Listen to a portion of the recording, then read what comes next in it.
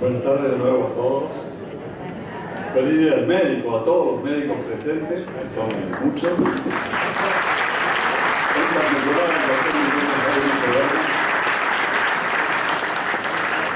Lo tengo a colación para presentar al doctor Guillermo Jaime Echeverri. Lo considero un privilegio presentarlo a Guillermo por el afecto personal, por el respeto intelectual que le tengo. Y además todos ustedes tienen esto, ¿verdad? Así que yo voy a obviar leer el currículum del doctor Jaime Echeverri, después quedando a ustedes. Yo voy a presentarlo al doctor Jaime Echeverri por mi currículum de él, que es el currículum que empieza el día que tropiezo con el libro La tragedia educativa, que la mayoría de ustedes lo leen, y que le pone nombre a mi propia percepción de una tragedia a la que no sabía todavía calificar. Eso hace el doctor Jaime Echeverri con esa memorable obra publicada en el año 99 y que conmueve, emociona que tanta gente venga motivada por una convocatoria que tiene que ver con la educación y en la que saben de antemano que el doctor Jaime no nos va a contar cuentos escolares de final feliz, sino que nos va a hacer confrontar con una realidad en la que casi todos tenemos el mismo problema que tuve yo la primera vez que hablé con Guillermo. Está todo mal, menos yo. Todos los otros chicos les va muy mal, menos a los míos. El doctor Guillermo Jaime Echeverri.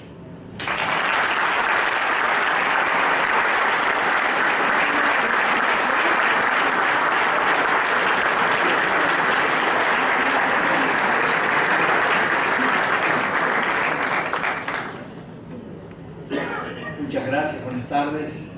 Después del lindo coro, perdón, de la orquesta.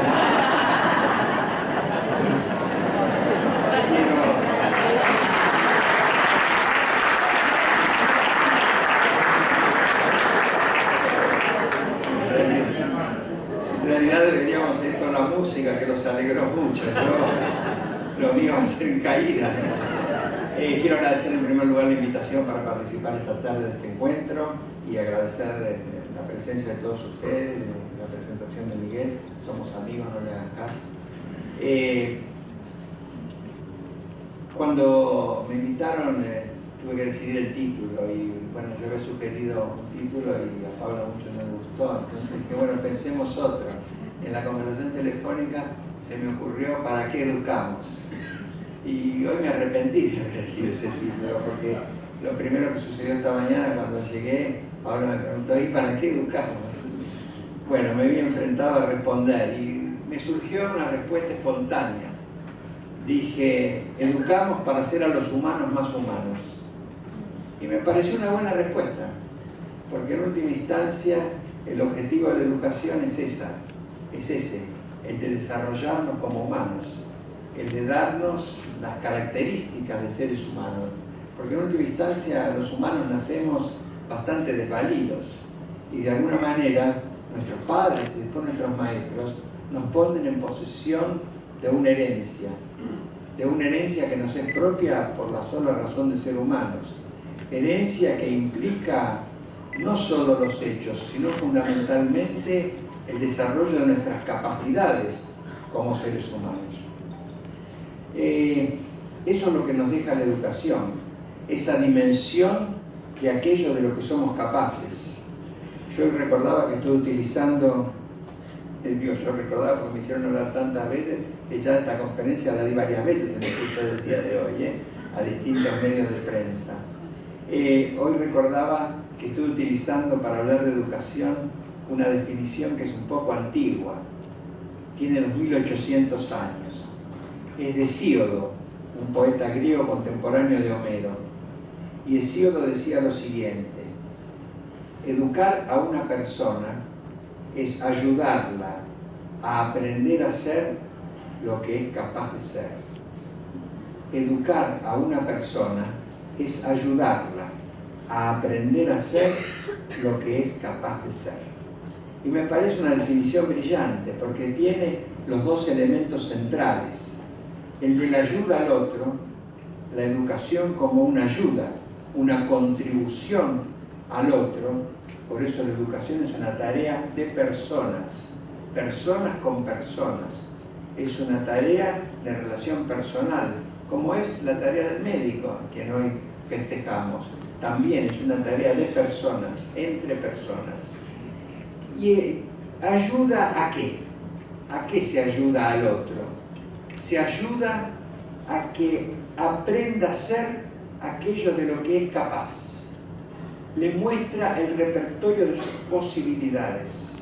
Y me parece que ahí reside el núcleo central de esta cuestión. La ayuda al otro y ayuda a ver lo que se puede ser como persona. Y eso es lo que nos muestra, eso es lo que nos deja la educación. Yo siempre uso el mismo ejemplo porque no he pensado uno mejor, pero si pensara tal vez podría tener uno mejor. Si a mí me hicieran explicarles a ustedes esta noche aquí el teorema de Pitágoras, yo no me iría muy bien. Si hay un profesor de matemática acá, diría flojo, vuelva, estudie un poco más. Un profesor de los de antes, no sé los de ahora, si me diría eso, diría pobre, no es comprendido. Aprobémoslo.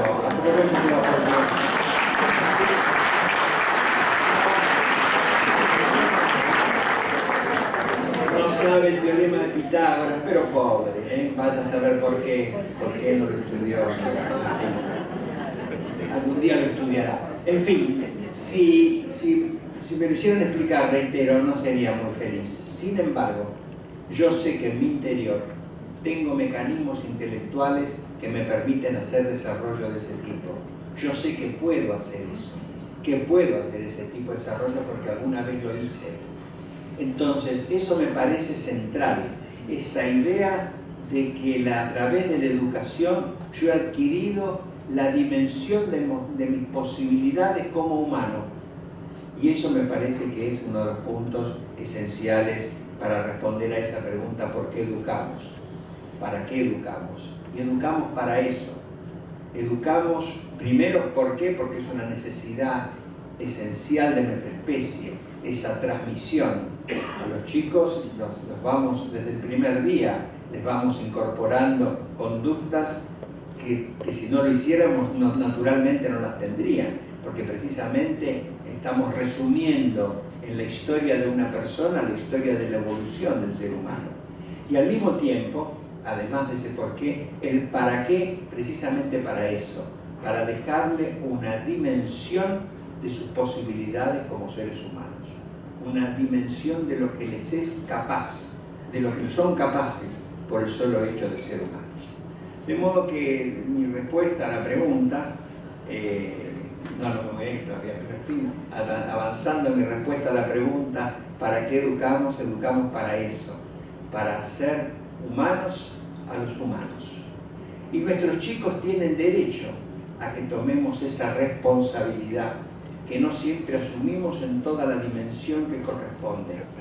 Hoy estamos dejando la educación de nuestros chicos, la estamos dejando a merced de una serie de fuerzas, de intereses que poco tienen que ver con esa idea del desarrollo de sus capacidades como humanos.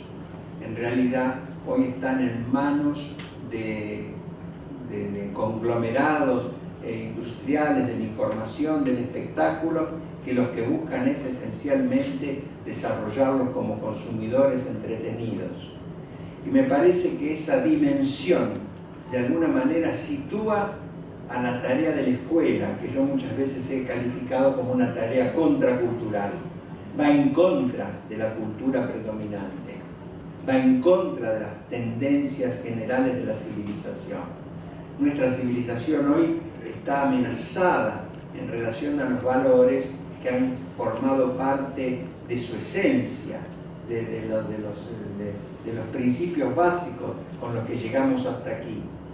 Cuando hablo de esta cuestión recurro, no me lo han escuchado, recurro a una breve síntesis de una obra para mí muy importante de Alejandro Barico, un autor italiano, que ha escrito un ensayo sobre este tema que se llama Los bárbaros. Y Barico en Los bárbaros dice lo siguiente: los bárbaros lo son respecto a aquellos que se considera la civilización, es decir, respecto a nosotros que nos consideramos como tal. una civilización que hoy se siente devastada en sus valores esenciales. ¿Cuáles han sido los valores que han sostenido nuestra civilización hasta ahora? La duración, la autenticidad, la profundidad, la continuidad, la búsqueda del sentido de la vida, la exigencia de absolutos, la verdad, la lógica, la jerarquía de importancia entre los fenómenos. En lugar de todo eso que fue el fundamento de nuestra civilización, hoy triunfa la superficie, lo efímero, el artificio, la espectacularidad, el éxito como única medida del valor. Es decir, estamos asistiendo a un cambio profundo en nuestra civilización porque están cambiando los valores que hasta aquí las sostuvieron como tal. Vivir se ha convertido en un surfing, en un deslizarse sobre la superficie de las cosas, una navegación veloz que salta de una cosa a otra. La experiencia se está convirtiendo en una trayectoria de sensaciones. Otro escritor resume también, Alberto Mangel, es un argentino que vive en el exterior hace muchos años, resume también de la misma manera esta situación de un ángulo ligeramente diferente. Dice lo siguiente: dos son los retos del presente, el elogio de la facilidad y la negación de la inteligencia. Vivimos en una época en la que valores como brevedad, superficialidad, rapidez y simpleza son absolutos. Nunca lo habían sido. Los valores que desarrollaron nuestra sociedad fueron los de la dificultad para aprender a sobrellevar los problemas, la lentitud para reflexionar y no actuar impulsivamente, y la profundidad para saber adentrarse en un problema. Si se prescinde de esos valores, se obtienen reacciones banales fácilmente manipulables. Creo que en esos dos elementos, en esas dos caracterizaciones, está más o menos resumido lo que hoy sucede, las características de la sociedad contemporánea, que, reitero, está en un momento de mutación.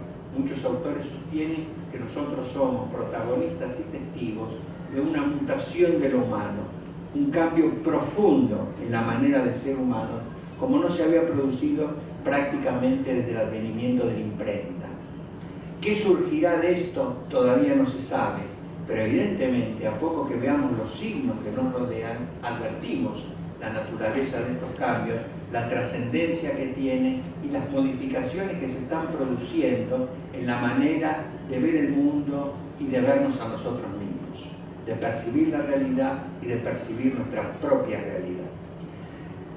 De modo que creo que cualquier análisis de la educación tiene que pasar necesariamente, tiene que tener en cuenta necesariamente estas características de lo que está sucediendo y cómo nos situamos frente a ellas. Este cambio es un cambio importante, reitero, trascendente, pero yo creo que se pueden hacer cosas, que va a continuar, pero creo que se pueden hacer cosas para al menos mostrar la existencia de otros valores, de otras alternativas a ser humano. En esa relación de la educación, esa relación de la educación está basada hasta ahora ha estado basada en la idea de que las generaciones previas transmiten a las que siguen ese patrimonio de procedimientos, ese patrimonio de conocimientos, de saberes que ha heredado. Es decir, la idea de ir pasando la herencia de una generación a otra. Esa idea está resquebrajándose en este momento. Y se está resquebrajando precisamente porque la cultura contemporánea valora lo nuevo y lo joven de manera absoluta. Todos queremos ser eternamente jóvenes, todos queremos ser los amigos canosos de nuestros hijos o de nuestros alumnos. Queremos permanecer como en esa categoría de lo joven, cerrada en sí misma y terminada allí. Hasta ahora los jóvenes es una etapa en la evolución, ahora los jóvenes es como lo terminal. Todos queremos ser jóvenes la mayor cantidad de tiempo y recurriendo a cualquier elemento para permanecer así. Eso está dejando a los jóvenes sin posibilidad de confrontación, sin posibilidad de ver otra cosa, sin posibilidad de conocer esa herencia que no le mostramos porque es más cómodo no hacerlo, y sin posibilidad de confrontar. Van a decir, si todos tenemos los mismos valores, si a todos nos interesan las mismas cosas, es muy difícil confrontar. Y me parece a mí que eso es uno de los puntos más importantes de lo que está sucediendo y que tiene impacto claro en la educación, que está basada, o por lo menos ha estado basada hasta ahora, en esta idea de la transmisión de ese patrimonio. Y reitero, no me refiero solo al conocimiento, a los hechos conocimiento concretos, sino al proceso que lleva a ese conocimiento. Habrán escuchado muchas veces a quienes hablamos, de estos temas poner énfasis en la lengua. La lengua, que es una de las características que nos define como seres humanos, es una habilidad que se está perdiendo, la capacidad de manejar la lengua es una habilidad que se está perdiendo aceleradamente. ¿Por qué? Porque como los chicos ya hablan, es muy difícil que alguien se atreva a enseñarles algo. Pareciera ser que lo dominan porque hablan. Van a decir que la estructura de la lengua ya no se enseña más. Fíjense en los colegios. Francia, por ejemplo, en este momento está volviendo al dictado. Dictado que ahora es visto como una imposición. ¿Cómo le va a dictar algo? ¿Qué es un chico que escribe a alguien que habla? Imposible, ¿no es cierto? Es una imposición intolerable. No se puede hacer eso, porque es como una invasión. ¿Cómo lo va a someter? Es un chico sometido porque escribe, mientras otro habla. Bien. Estamos de regreso, en algunos países está de regreso de esa idea, porque nos hemos retirado de esa enseñanza. Es más, algunos de ustedes tendrán experiencia, los profesores de colegios bilingües señalan que los chicos manejan mejor la estructura de la segunda lengua que la de la propia, porque la estructura de la segunda lengua la aprenden, mientras que la estructura de la propia ya no se aprende más. Y eso es grave, presente por eso, por el hecho de que la lengua es una de las características que nos hace humanos. Pero yo traigo el tema de la lengua a propósito de la idea de la lectura. Hablamos mucho del regreso a la lectura como algo esencial y fundamental. ¿Por qué? ¿Por la idolatría del libro? No. Porque la lectura es una de las pocas herramientas que permite introducirnos a todos en otro tiempo del ser humano. Además de este tiempo rápido, veloz en el que vivimos, la lectura está vinculada al tiempo lento, al tiempo de la reflexión, de la imaginación, a otro tiempo de lo humano, que también es humano. No solo tenemos que vivir en este ritmo frenético, veloz y superficial, sino que también tenemos posibilidades de introducirnos en ese otro tiempo. Reitero, el tiempo de la reflexión, de la imaginación. Es más, todas las herramientas que hoy utilizamos, las herramientas tecnológicas que nos permiten vivir en el tiempo rápido, han sido creadas por personas que habitaron el tiempo lento, por científicos, por tecnólogos que pensaron, que reflexionaron, que imaginaron, que son habitantes habituales del tiempo lento. Y nosotros corremos el riesgo de que nuestros chicos no lleguen ni a saber que existe ese tiempo, porque los tenemos entretenidos con el uso de esas herramientas, sin que puedan volver a ese tiempo que les permite pensar y crear. De modo que la insistencia en la lectura que muchos hacemos está vinculada a eso, a la posibilidad de habitar ese tiempo. Lo mismo que la enseñanza de la matemática, que no es para que los chicos hagan las cuentas, que la pueden hacer con la máquina. La enseñanza de la matemática tiene que ver con la capacidad de abstracción, con el desarrollo de la imaginación, de ver qué es lo que hay detrás. Y me parece que eso también es una herramienta que está seriamente cuestionada, se está perdiendo.